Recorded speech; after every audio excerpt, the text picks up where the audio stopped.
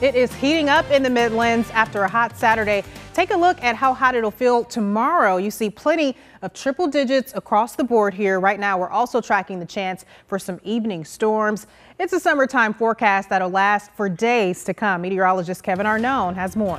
Yeah, we are stuck in that summertime pattern. We're talking each afternoon featuring temperatures in the middle 90s, a few evening showers out there, and that's what we're seeing right now. We saw those temperatures reach the low to mid 90s. It felt like the low 100s and a couple isolated showers out there. Really not much, though. Nothing severe by any means. Just a few nuisance showers is what we can call them. I think give it another hour or two, they're all out of here. We'll dry things out, and you can see most of the action really down to the south, closer to the coast. And we're pretty much mostly dry across the Midlands, and that's how the evening is going to be as we go through the rest of your night. Now, temperatures out there right now holding on to some 90s, 90 in Columbia. It's about 90 in Lexington, 84 right now in Orangeburg, 88 in St. Matthews. Your actual temperature is the number to the left, but look at the number to the right. 95 it feels like in Columbia, feels like close to 100 degrees in Lexington, and that's only going to get worse as we go into tomorrow and the next couple of days. The heat index values do go up. We'll have that first alert 7-day forecast coming up. Emily, over to you. Thanks, Kevin. New at 6, a 51-year-old man is behind bars in Sumter County, accused of calling in multiple bomb threats to a public building this week. James Samuels is facing 2 bomb threat charges. His bond was denied this morning. Officers say both threats were called into a building on North Magnolia Street and Lafayette Drive, which houses employees from DHEC and Department of Social Services. Officers say they're still looking into a motive. A person is dead and a teenager is in jail after Richland County deputies say an argument escalated into a shooting last night. 18-year-old Drayvon Payne is charged with murder in connection to the shooting in the 500 block of Calvary Drive. Payne was arrested after a short chase with K-9 deputies. He's being held at the Alvin S. Glenn Detention Center. A Kershaw County animal rescue has saved more than 70 dogs from a woman's home. Now those dogs are in need of Loving Forever homes. Our Jenna Cisneros is live in the studio after spending the morning with the dogs. Jenna, how many are left? Well, Emily, there are 37 left of the 74 dogs Fostering Foster Animal Rescue took in. One woman hoarded all of these dogs in her house, and the dogs vary in age. The oldest are estimated to be around 10 years old, while the youngest are 1-week-old puppies. Now, I'm told this woman had these dogs for their whole lives and each had a name, even a backstory, but now there's so many she physically couldn't keep them all.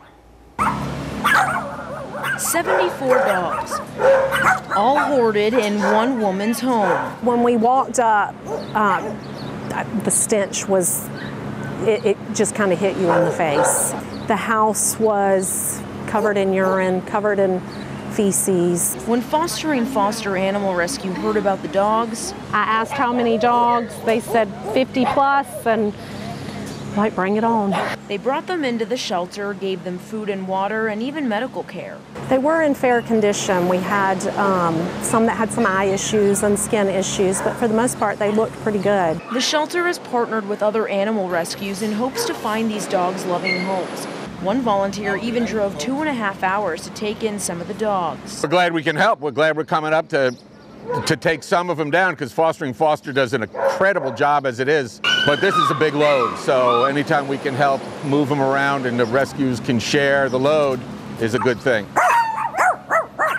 Dogs, they give unconditional love. I mean, why wouldn't you be here to help them out? That's why you do it. And the woman who cared for these 74 dogs did voluntarily ask for help. If you'd like to adopt or foster one of the remaining 37 dogs, we have a link posted for you on our website at WIS-TV.com. Live in the studio, Jenna Cisneros, WIS News 10. Thanks, Jenna. A North Carolina mountain town is warning residents to be on the lookout for a thief who may resemble their great-grandmother. Waynesville police have nicknamed the suspect on your screen as Granny Thief. She's accused of taking a relative's wallet thrown to the ground by a toddler. The toddler has been identified as the suspect's grandson. Store video shows the granny thief scoop up the wallet and hide it in her purse. Police say she denied seeing the wallet when asked by the victim. 6 people have been seriously injured after an accident involving a church bus in Myrtle Beach. Horry County Fire Rescue says the bus from Virginia was carrying 11 children and 2 adults. There's no information on the other vehicles involved, but we're told 3 people are in critical condition, 3 have serious injuries, and 9 others have minor injuries. Church officials say the accident serves as an important reminder to never take life for granted. Life is very fragile, and it's important that we make good decisions. It's important that we make commitments to the Lord and that we live our lives to the fullest. In this case, no lives were lost, for which we're very thankful, but it's another one of those very vivid reminders that that we never know what's going to happen at any given time. The church's website says the youth group was traveling to Myrtle Beach for summer camp. A former police lieutenant in Georgia is a suspect in the deaths of his ex-wife and another man, but he too has been found dead. As Destiny McIver reports, investigators say they have many unanswered questions. Before fired Glenn County Police Lieutenant Corey Sasser initiated a standoff with SWAT, police followed him from McIntosh County, where a double shooting took place at this home on Mission Drive. Investigators say the homeowner, 39-year-old Johnny Edward Hall, was found dead outside of the home. 34-year-old Katie Kettle Sasser was found dead inside of this home. Katie was Corey Sasser's ex-wife. Both were fatally shot.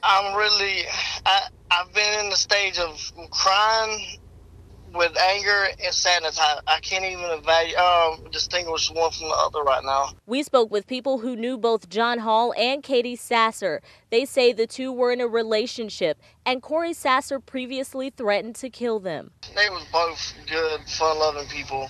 They really were.